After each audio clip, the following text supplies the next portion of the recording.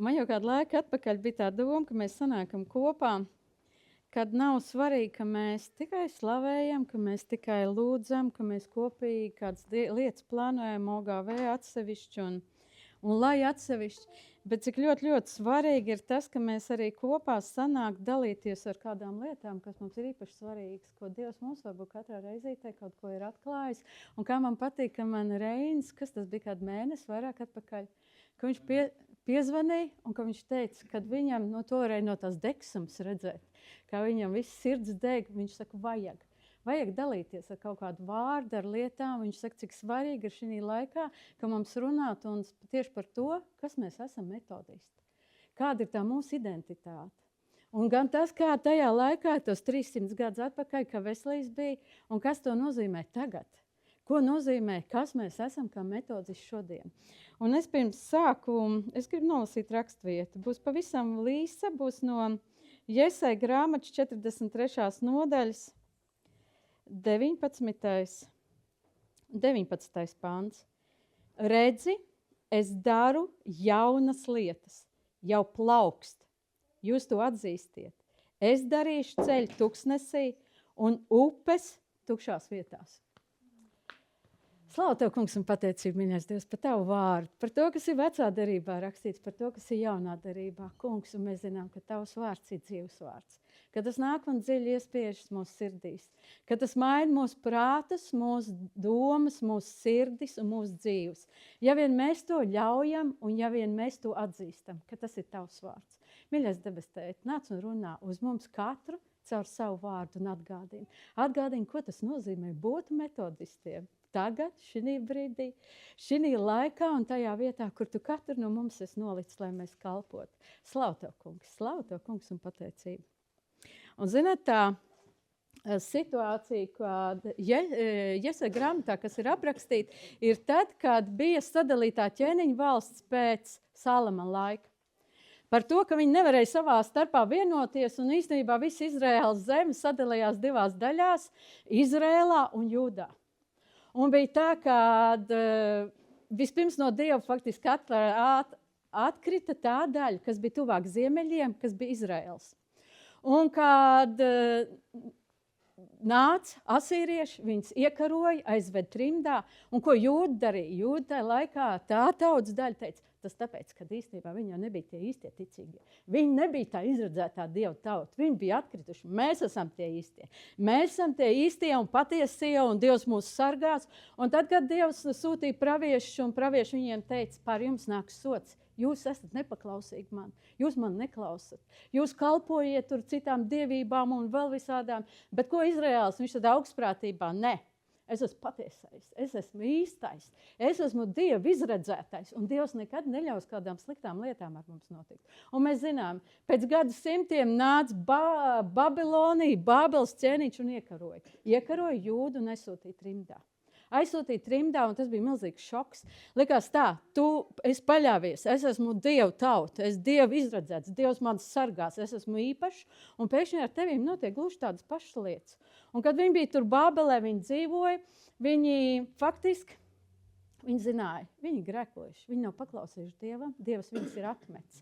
Nu, ko mums darīt? Nu, labi, lai mēs saglabātu kaut kā to savu ticību, un vēl viņa sinagogas būvē, viņi gāja kopā, viņi kalpoja, viņi liekas, tas viņa laiks ir beidzies faktiski. Mums kaut kā ir te jādzīvo, gluži tāpatās kā pārējām tautām.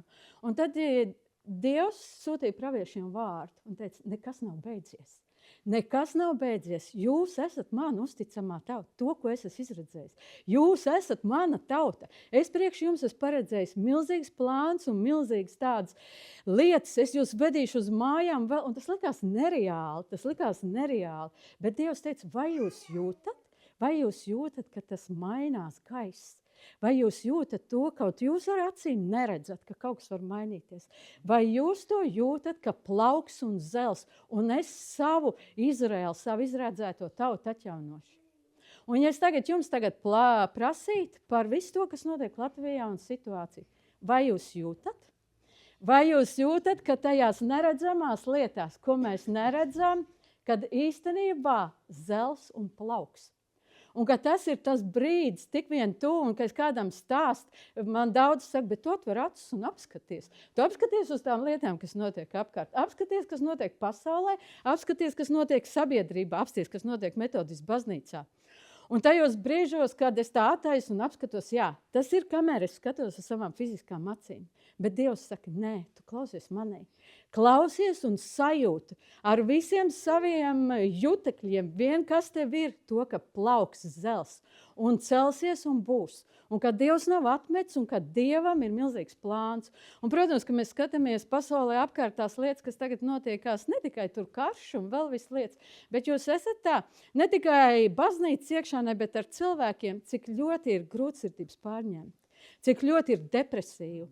Un kad īstenībā pasaule nezin, ko darīt ar tiem depresīviem jauniešiem. Labi, viņus piebaro visus kopā ar antidepresantiem un tāpat tās tiem cilvēkiem, kam ir tās depresijas un visādas domas. Es pēdējā laikā tik daudz cilvēku sastapus, cilvēks, kam ir vienkārši pašnāvības domas, kad viņi saka, dzīvē nav jēga. Un tie ir it kā jauni, pārtikuši cilvēki, un tādi, kad liekas, viņiem ir ģimenes, viņiem viss dzīvē ir. Viņš saka, man ir, bet man nav. Man ir tas tukšums, un es nezinu, kāpēc es dzīvoju. Es nezinu, kāpēc es dzīvoju, kāpēc es tās lietas daru. Un liekas, ir tik daudz cilvēku, kas jūtās dzīvē apmaldījušies. Kas dzīvē jūtās tādi, kad viņiem ir milzīga krīze, un ka viņi jūtās, man, kāda jēga? Labi, es nopelnīšu vairāk, es nopirkšu vēl vienu mašīnu, es uzcelšu vēl vienu māju un vēl, bet tas nedod to piepildījumu. Un visā tajā lietā Dievs saka, bet es jūs šeit esmu ielicis. Es esmu jums visu devis, ja jūs kalpot šiem cilvēkiem. Un kādi ir, piemēram, ja mēs tā skatāmies, ne tikai uz metodistas baznīcu, bet visu baznīcu kopumā šodienā. Kāda mēs, tā ir tā pasaule. Viņi īstenībā negrib mūsu vēstis dzirdēt. Viņi mūs negrib, mēs te viņus aicinām, viņi te nenāk, mēs viņam kalpojam, bet īstenībā jau nekas nemainās. Un īstenībā, labi, ja viņi negrib, nevajag. Mēs uztaisam vienu kādu projektu, otru, trešo un vēl kaut kādu un turpinām. Dievs, mēs taču kalpojam, mēs darām. Bet tu redz, ka nekas nenotiek. Un tad ko Dievs saka? Viņš saka, nē, viņš atgādina, viņš saka, skaties uz to, kā mūsu, kas ir metodistam pamatlicējs, Veslīs. Ko viņš darīja? 300 gadus atpakaļ viņš dzīvoja Anglijā, anglikāņu baznīca bija baznīca tajā laikā, kas skaitījās, tā ir elitāriem cilvēkiem, izredzētiem, bagātiem, un tie gāja uz dievkalpojumiem, un faktiski tajā laikā visa sabiedrība uzskatīja, ka tie pārējie strādnieki un visi tie, viņiem nekāda dieva vēsts nav jādzird, viņiem nekas nav, tie ir faktiski sabiedrības padibens, atkritums sabiedrības tāda, kāda mums daļgars viņiem. Bet Dievs vienā vīrā Veslijā ielika tik milzīgi sāp par tiem pazudušiem faktiski, kas dzīvoja milzīgā nabadzībā, badā, slimībās, netīrībā. Kad viņi atkarībās tādās dzīvoja, ka tas bija normāli katrai ģimenei, tāda vardarbība, par ko mēs iedomāties nevaram. Sita bērns, sievas un vispār, ka tas likās apmēram fitness katru vakaru vai pa dienu, nezinu. Tas skan briesmīgi, bet tā bija tā situācija. Un kad Dievs ielika milzīgi sāp Veslījam sirdī par tiem cilvēkiem, kas faktiski, kad Dievs arī viņus ir izredzējis. Dieva acīs viņi ir īpaši un svarīgi, bet īstenībā kāda elitāra publika iedomājas, ka tas nav priekš viņiem. Un nevis viņš tā, tagad jūs te nāciet un vēl viņš pie viņiem gāja. Un iedomājieties, tajā laikā viens Veslīs ieiet tādā namā, viņi noteikti tur no sākuma iznirgājās par viņiem, tur vēl kaut kas tas tāds melns vārds, ko viņš te nāks un vispār, ko viņš te runā, ko viņš vispār saprot, tāds atnāk. Kad nolika visu to aizvainojumu savu egoismu malā un gāja un kalpoja. Gāja kalpoja šiem atkarīgiem. Kalpoja un nevis tā, zini, tu esi tāds un šitāds, un tagad to viss tagad mainīs. Tad, kad tu paliksi tāds normāls, tu redzēsi, kā Dievs tev svētīs un piepildīs. Viņš gāja vēst, nē, Dievs tev mīl. Un ne tik vārdos, bet ar katru lietu, ko viņš darīja. Tā bija tā mīlestība, ko viņš viņiem nes. Un 3 dienas kaut kur atpakaļ. Es atcerējos, ka Veslijam tāds prediķis ir, kad viņš ir par metodista raksturu. Es domāju, es izlasīšu. Es ātrāk viņu biju lasījusi, un tā es zināju, kas tās galvenās lietas metodistam, kāds ir raksturs. Un es tagad tā izlasēju, es domāju, vau, cik fantastiski. Pavisam maz lietas. Pirmā lieta ir tā, ka viņš savu enerģiju netērē teoloģiskiem pierādījumiem, strīdiem, lai pierādītu, kāpēc es tā domāju, no ko mēs metodisti atšķirāmies, un vēl tas ir nebūtiski. Svarīgākā lieta ir tas, kad es ļauju Dievam piepildīt savu sirdi ar to fantastisko mīlestību, ar to svētā gara mīlestību, kas nāk no viņa, un ar to iet un kalpot cilvēkiem. Un ka tās ir svarīgākās lietas, kad es mīlu Dievu no visas savas sirds, kad es viņam gribu kalpot, un man galvenā misija, kāpēc jēga ir te, lai kalpot tiem cilvēkiem. Un īstenībā tas ir svarīgākās lietas par metodistu raksturu, un otra svarīgākā lieta, ko mēs jau, man liekas, par ko Edgars vienmēr jau ilgstos, ka viņš stāst, kad neatkarīgi no tā, ka kāda citās konfesijās, kāda cita kristieši uzskata kā savādāk, bet ka tas ir nebūtiski. Ja vien tu savu dzīvi esi uzticējis, ja vien tu esi uzticējis trīsvienīgam Dievam, ja tu vien vēlies iet un kalpot, tad es tev sniedzu savu roku, tu manējo, un mēs ejam un kalpojam. Un man liekas, ka tās ir tās galvenās vēsts, kas tagad ir vajadzīgas visai sabiedrībai, visai lietai. Vispirms katram cilvēkam, kas depresijā sēž un vēl, kad man liekas, ka tās ir, jo mums kā baznīcai tā ļoti viegli aizbildināties un zin, ka daudz to saka, viņiem jau nevajag, viņi materiālisti pasaulē, viņi domā par materiālām lietām. Jūs zināt, ka tie lielākie vēlni meli, ko viņš mēģina mums iestāstīt. Vai jūs esat tā parunājaties, jūs redzat to garīgo izsalkumu, kāds ir cilvēkos? Jauniešos, bērnos, pieaugušos, neatkarīgi no mantiskā stāvokļa, kad ir viņi tik ļoti meklē dzīves, jā, tāpēc viņiem nāk depresijas virsū. Ka viņi īsti nezina, viņi zina, ne jau tā nauda man dos kaut kad, viņi to tukšumu mēģina aizpildīt. Un viņi izmēģina visādi, un piemēram, tādiem pusauģiem lielākā un jauniešiem lielākais ir tas, kas es esmu, to identitātes meklēšana.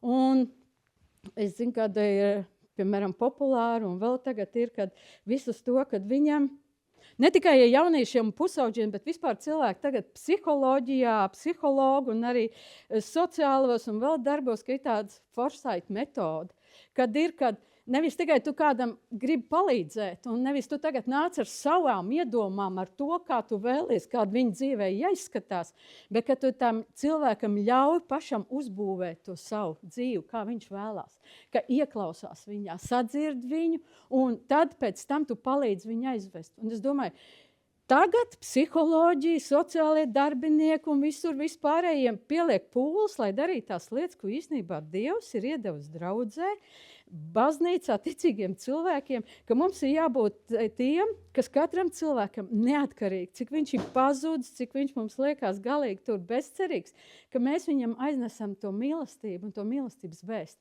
Tu Dievam esi īpašs, tu esi svarīgs. Un to nemaina tas, ka tu esi atkarībās, to nemaina tas, ka tu varbūt esi savu dzīvi galīgi tur pilnīgi iznīcinājis pats. Tu esi īpaši svarīgs Dievam. Un tā ir īstenībā, un mums jau saka, mēs jau to sakam, bet ne jau tiem vārdiem ir tā nozīme. Tā nozīme ir mūsu attieksmē. Vai mums runājot ar kādu cilvēku tādu, viņš to jūt no mums, kad mēs uz viņu skatoties, nevis nosodam viņu par viņu to, un nesakām, tu būsi izcils labs tad, kad tu mainīsies, vai tu ar to un to tur tiec galā. Jo īstenībā mums jau ir tas, kad iemīlēt to dievlīdzību cilvēkā un nevis to viņu grēku. Bet mums ļoti bieži ir tā, ka mums tas ir tādā prātā, tikai, ka mēs tā sakam, mēs jau tā darām. Bet īstenībā tie mūsējie stereotipi un viss tas, kāda attieksme, un te cilvēki jau to jūt. Katrs no tiem cilvēkiem jūt to mūsu, ka mēs viņu gribētu pieņemt, bet tikai tad, kad viņš mainīsies. Un īstenībā, tagad, kad mums ar biskupu bija tikšanās, un vēl, kad kādu no jums bija arī aizbraukuši uz Osli un notika lielā konference, bet pirms tam arī atceraties mūsu konferencē, bīskaps runāja par metodisku baznīcu šodien, par jauno vīziju, kāda ir visai metodisku baznīcā. Es nezinu, vai Lai arī šodien runāja par tiem 3 galveniem punktiem, galvenā vīzija metodistiem, kas ir visur pasaulē, kad ir mīlēt dedzīgi, nākošais bija kāds, kalpot ar prieku, un 3. ir vadīt drosmīgi. Un man patika, kā Reins bija atradis tulkojumu no angļu valodas, ka tas ir mīlēt dedzīgi. Un tas nozīmē ar visu to deksmu, ar visu to uguni, kā Dievs tevi piepildīs, ka tu ej un kalpo un tā mīli. Bet tad, kad es biju arī vienā no tām sesijām Norvēģijā, tur nebija kas tulko, un es dzirdēju, kad Jūlija, Ukraiņa superintendanta sieva, tulkoja savējiem krievalodā. Un viņai tas tulkojums, ko viņa iztulkoja, bija izaicinoši. Kā man tas patīk. Mīlēt izaicinoši. Tas ir tā, kad pasaules to pārējo skatoties, liekas, kā tā var mīlēt? Tas nav iespējams. Kā tā var kalpot? Nu tā nevar. Nu tas nav iespējams, prātam neaptveram. Un tas apmēram ir tā, ka mēs kādreiz braucām uz cietumu pie mūžniekiem kalpot un vēl, ka tur viss bija šokā. Viņš saka, bet jūs taču zināt, ko viņi izdarījuši. Bet tā ir tā izaicināšo mīlestība, ko Dievs tevī tajā mirklī ieliek, ka tu īstenībā nedomā par to, un pat nemaz tev prāts ir iztukšos no tā, ko tas cilvēks ir izdarījis, bet tu viņā saredzi to dievlīdzību. Un tas ir nevis tā, ka es tagad izlikšos, kad es viņu mīlēšu, bet tas ir tāds pārdabisks Dieva klātbūtnes un piepildījums, un tas, ko viņš mums transformē, ar ko ar mums dara, ka tā mīlestība plūst un tie cilvēki to sajūt. Vai jums, piemēram, ir viegli kalpot, tad, kad jūs kaut kur braucat un tur ir kaut kādā, pilnīgs bomžatņiks vai vēl kaut kur un tur smird un vēl, un ka tev liekas, Dievs, jums taču Dievs ir brīnišķīgs lietas paredzējis, bet kā jūs tad dzīvojat un vēl, un tad jūs visi tur mēģināt viņiem palīdzēt un izdarīt, un jums liekas, viņa dzīve mainīsies. Un nākamreiz, ka jūs ieraugat, ka tas nekas nav mainījies, ka ir gluži tur patās atpakaļ, ir tā, vai tad tu tiešām nevarēji, kaut kas tur redz un vēl. Ka tā mīlestība, tā izaicinošā mīlestība ir tāda, ka viņa nepārmeta. Viņa ir ar cieņu piepildīta. Viņa ir tāda, kad tu ļauj tam cilvēkam būt tāds, kāds viņš ir. Tu neatbalstās viņa lietas, bet tu cieni viņu. Cieni viņa izvēles arī tad, ja tas ir galīgi aplams, ka tu ieklausies, ka viņš tev ir svarīgs. Un tu nemēģini viņam uzspiest tās savas lietas, savas vēlmes un tās iedomātās vajadzības, kas tev liekas, kas viņam ir vajadzīgs. Bet, kad tu ieklausies, ka tu saproti viņa sirdi, un ka tu saproti, pēc kā viņš ilgojās, ka tev ir laiks viņā ieklausīties. Nevis tikai, es zinu, tā ir pareizi un tā ir laba, un ja tu darīsi šo un to, te būs tā. Un tas ir viss, tas nav tikai pret tiem, kas ir atkarībās. Nevis tikai tie, kas ir tur bez mājvietām un narkomāni, bet tas arī ir mūsu ģimenēs. Pret pusauģiem, pret jauniešiem, pret bērniem. Vai viņi to sajūt, kad viņi ir tā mīlestība, tā kaislīgā, nevis tādā ziņā, kā daži tā var tā erotiskā, bet tā, ka tā ir tā mīlestība, ko Dievs tev dod, kas pārmaina viņus. Un nevis tie mūsu priekšstati par viņu, bet tas, ka tie cilvēki jūt to. Un mums reizēm ir tā, kad ir, kā es tur kalpošu, labi, es tur aizbraukšu, es tur kādas lietas izdarīšu, bet iedomājieties, ja jums tagad tāds izaicinājums, ka jūs, piemēram, šogad advents laikā mēģināt aizbraukt uz 3 vietām, ko jūs zināt, tur kādā pagastā vai kas, kad dzīvo riktīgi dzērāji. Riktīgi dzērāji dzīvo, aizbraukt pie viņiem. Ar Ziemassvētku. Ir viegli braukt pie tiem, un uz tiem mēs varam tad uzlikt uzplečus un paplečināt. Es braucu, es kalpoju, ka mēs braucam pie tie, kas ir bijušie draudzes locekļi, ka mēs zinām, viņi tur vientuļi un vēl, bet pamēģināt aizbraukt šos Ziemassvētku advents laikā pie kāda tāda, ka jūs zināt, ka viņš visu pagastu izmisumā dzen, ka viņš ir kašķīgākais, briesmīgākais cilvēks. Aizbraukt vienkārši ar tīru mīlestības vēstu un teikt viņam un nodziedāt, kā tas izmaina cilvēks. Un nevis tas, kad mēs viņam mācam un stāstam, kā viņam ir pareizi jādzīvo, bet ka viņš sajūt to mīlestību. Un tā ir tā mīlestība, kas faktiski man patīk, kas nosaka to, kāds ir metodists. Kāds bija veselīs un kas nosaka, kāds ir metodists. Tagad tā mūsu jaunā vīzija. Un nākošais, kas bija tas punkts par kalpot ar prieku. Un mums liekas, mēs jau tā darām, mēs varam tādu priecīgu smaidiņu uzlikt, neatkarīgi, kas mums iekšā notiek, mēs tā priecīgi kalposim. Bet zināt, ka tā dziļākā jēga ir tā, ka Dievs mums, kad mēs tikko tiekam glābt, kad mēs tiekam jaunpiedzimšana notiek, vienalga vai kristības, kad tu savu dzīvi uztic Dievam, nav lielāka prieka par to, ko mēs piedzīvojam kalpošanā. Kāds prieks ir no tā, ka tu kādam esi kalpojis, ka tu kaut kādas lietas darīsi, kaut ko esi aiznes, vai ka tas ir... Tas ir kaut kāds tāds, ko var salīdzināt vai no ar atkarībām, narkotikām vai kas ir. Tas ir tāds prieks, kas piepild mūsu sirdi, un nekas cits tas nedod. Un tas nav tas uzspīlētais smaidiņš, un man tāds es tāda priecīga vai vēl kaut kas, nē. Tas ir tas, ko Dievs ir paredzējis, ka jūs tiksiet piepildīti ar fantastisku prieku, ka jūs iesiet un kalpo, un jūs bez tā faktiski nevarat iztikt. Un mēs tādi kādreiz domājam, kāpēc ir kaut kādi kristieši, kas tur nekalpo, mums ar varu. Tad ir īsti jādomā, vai viņi ir piepildīti ar to Dievu mīlestību, vai īstenībā viņi ir piedzīvojuši to, kad viņi īstenībā ir dārgi atpirkt un pieder, un ka tas ir milzīgs prieks, ka Dievs ir izredzējis, iedomājieties, katru no mums viņš ir izredzējis būt viņa darba līdzstrādniekiem šeit uz zemes. Kas tas ir pa pagodinājumu, es nezinu, vai es kādam tā varētu uzticēt, tur kādu cilvēku, lai tur vai kaut kādu atbauju, vai dzīves izmainīšanu, vai kā. Bet Dievs mums ir, kā viņš par mums domā, kā viņš mums to ir uzticējis, ka mēs ejam, ka mēs kalpojam, un tas ir tas, kas mums prieku dara. Un trešā lieta bija par vadīt drosmīgi. Tas jau attiecās uz Zintu, tas attiecās varbūt uz Laini, tas attiecās uz jauniešu vadītāju vēl. Bet zināt, ka metodists ir, es nezinu nevienu citu kristīgu konfesija, kur vēl būtu tā, ka atbildība ir sadalīta lajiem un mācītājiem. Un atbildība nav tikai mācītājiem, kā mēs ļoti bieži viss, nē.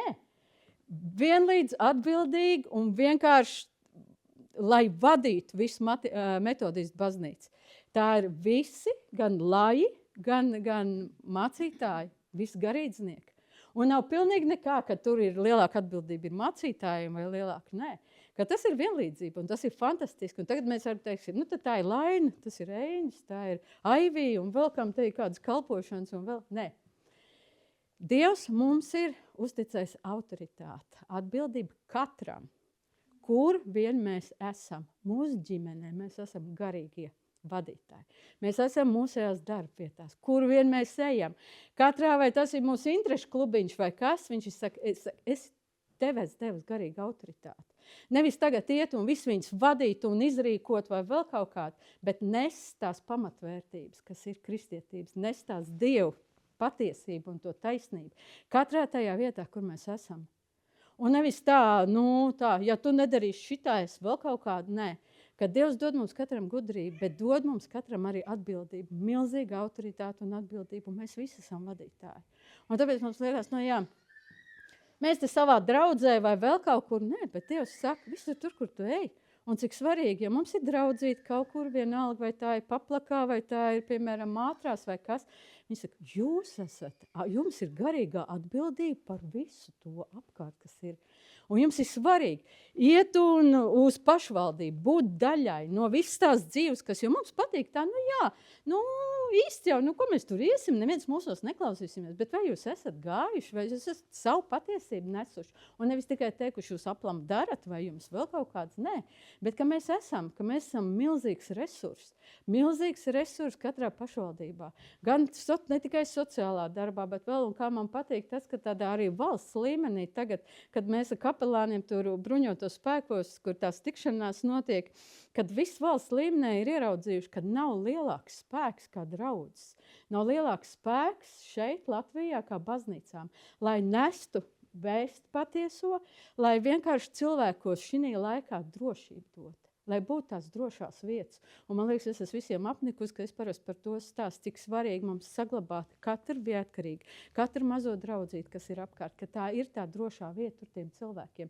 Neatkarīgi, kā tas tagad izskatās, uz to neskatīties, bet skatīties uz to, ko Dievs mums grib vest, ka viņš saka, tā būs, mēs nezinām. Tā jau jābūt mums kāra apdraudējumam. Tikpat labi var būt kaut kāda stihija, dabas un elektrības zudums vai kas, bet kad cilvēks zina, arī tad, ja tur varbūt tās nav metodisks baznīcai nams, ka viņi sazvan, zina tur cilvēku, zina vēl kaut kādu kontaktu, ka viņi meklē palīdzību. Un šis ir tas laiks, kad Dievs saka, viņš saka, es jūs gribu norūdīt, es jūs gribu gatavot, ka būs, ka jūs visi kalposiet un daudz kalposiet. Un tāpēc viņš pie mums tagad ved dažādām tādām lietām, viņš saka, es jūs gribu norūdīt, es jūs gribu mācīt. Jo iedomājieties, ja tagad, piemēram, Kuldīgas draudzība būs pilna, piemēram, ar 500 cilvēkiem un vēl, ka būs tikai tā mana vieta, man šite nav, un kāpēc tas, un vēl kaut kā, kad iemācīt, kā tas nozīmē kalpot šai mīlestībā, kalpot visiem tiem cilvēkiem. Un vēl kas ir tāds interesants un tā fantastiskā lieta, kad arī tagad ir daudzās draudzēs arī ir, kad, mums vajag iet uz ārpus, mums vajag ārpusē tur dibināt un grupiņas un vēl, un īstenībā mums liekas, ka mūs tā kā baznīcas, ka tas, ka mēs varam vienā namā sanākt kopā un ka tas, kad kaut kur pazūd. Bet īstenībā, cik svarīgi, ka mēs atceramies, kad mums ir jāiet ārā kalpot uz cilvēkus aizsniegt. Ka mums ir jāiznes tā Dieva mīlestība līdz viņiem, fantastiskā, dziedinošā, kas viņiem atjauno to un parāda īsti, kas viņi ir, kā Dievs viņus redz, kad viņiem nav jāmaldās pasaulē meklējot, kāds ir īsti viņa dzīves mērķis, bet ka viņi redz to īsto tiešo, kāpēc viņi ir radīti. Un kāpēc tam mēs viņam aicināt varam, lai tu varētu tajā pastāvēt, tev ir vajadzīgs sadraudzība, tev ir vajadzīgs svētais vakarēdienas, tev ir vajadzīgs viss kopīgs slavēšana, tev ir vajadzīgs viss bībeles stundas un pārējais, kas tev uztur, kas tev liek pieaugt tajā, kā ģimenē pieaugt, un ka tās ir tās svarīgās lietas, ko atcer. Un man liekas, ka tas ir tas, kas ir metodistiem. Tas ir tas, kas ir metodistiem, un es nezinu, kāds cits konfesijas, bet man liekas, ka šis laiks ir mūsu laiks. Man liekas, šis ir pats labākais laiks, kāds vienmēr būtu, un šodien ir šī baznīcas gada pēdējā diena. Rīt sāks jaunais baznīcas gads. Un es gribu, un es jūs tā, ka tas ir ar jaunu cerību. Ka mēs noliekam visu tās lietas un liekas, nē, vispār baznīca šos laikos un metodisks baznīca, ka mēs to noliekam nost un sakam, Dievs rādi. Rādi, kā plaukst, kā asnus dzen, kā viss tās lietas, kas tūlīt notiks un gatavo un neļauj mums būt tādiem pesimistiem un neļauj mums būt tādiem un saka, nekas labs nav, ne te, ne Latvijā, ne vēl kaut kur, ne. Dievs mums ir ielicis pašā labākā valstī, pašā fantastiskā metodiskā baznīcā, pašā brīnišķīgākajā, katra tajā vietiņā, kur mēs esam pilsētā vai vēl, lai mēs šeit kalpot, lai mēs būtu to Dieva mīlestību nes. Un tas īstenībā, tas ir tas metodisks raksturs. Tā ir tā viņa, tā būtība un pašas svarīgākās lietas. Un viņš no mums saka, viņš tikai kalpo. Tikai atver, paņem, jo tad, kad mēs paši mēģinam iet savā spēkā, tur nekas neizdosies. Tad mūsu dedzība aptrūksies, mūsu prieks paliks uzspīlēts un arī ar mūsu drosmu galīgi būs tā, ka nekas tur nesanāks. Tā kā no viss sirds dedzīgi. Tā kā Veslīs teica, kad viņš teica nepārtraukt, viņam tas ir vajadzīgs, viņš tiecās pie Dieva, viņš meklē Dievu vajag, viņš saka, man vajag, nāc un dod. Un mēs esam metodisti, ka mēs saņemam un ejam kalpojam. Slavu Tev, kungs, un pateicību. Slavu Tev, kungs, un pateicību, mīļais debes tēt, kungs. Gan par Veslī 300 gadus atpakaļ, par viņu uzdrīkstēšanos, par viņu milzīgo sāpu, par šiem cilvēkiem, kas gāja pazušanā, kas dzīvoja briesmīgos apstākļos, kungs, un nāc un pild mūsu sirds arī ar tādu sāpu, kungs. Par tiem cilvēkiem, kas dzīvo grūtsirdībā, depresijā, par jauniešiem, kas tiek piepumpēti pilni ar antidepresantiem, pret cilvēkiem, kas jūtās apmaldījušies un pazuduši šeit, dzīvojot. Mīļais Dievs, atver mūsu acis un ļauj ieraudzīt, kā katrs sirds un dvēseli ir izslāpus pēc Tavas klātbūtnes, pēc Tevis, pēc tā, kā Tu vari nākt katrā un apliecināt viņu pašvērtību, viņu identitāti, un ka tas nav mūsu nosodījumu, mūsu kaut kādas pašvēlmes, bet ka mums pietiek laika, pietiek enerģijas ieraudzīt, saklausīt katru cilvēku vajadzību. Kungs, mīļais debes tēt, kungs, nāc un lieto mūs, ne tikai lielos projektos, bet ikdienā, kur mēs ejam, satiekot cilvēkus, kungs, ka mēs esam tie, kas katrā situācijā parādām viņu, Tavu mīlestību viņiem, kas maina viņus, kungs. Un ne tikai mūsu gudrie vārdi, bet patiešām tā ir Tava mīlestība, kas maina cilvēku dzīves, kungs. Un ka mēs esam šīs mīlestības saņēmēji, ka mēs esam šīs mīlestības devēji, kungs. Nāc, kungs, un dara, un maina, un lieto, un māc mūs, un pārmāc, kungs. Un tiešām lieto, slavu Tev, kungs, par to, ka Tu esi izredzējis mūs, ka mēs varam būt Tavu darbu līdzstrādnieki šeit, kungs, mīļais Dievs, ka tā ir milzīga privilēģija, ka mēs to nenonicinām, bet ka to mēs aptveram un ka to mēs dārgi vērtējam un lietojam.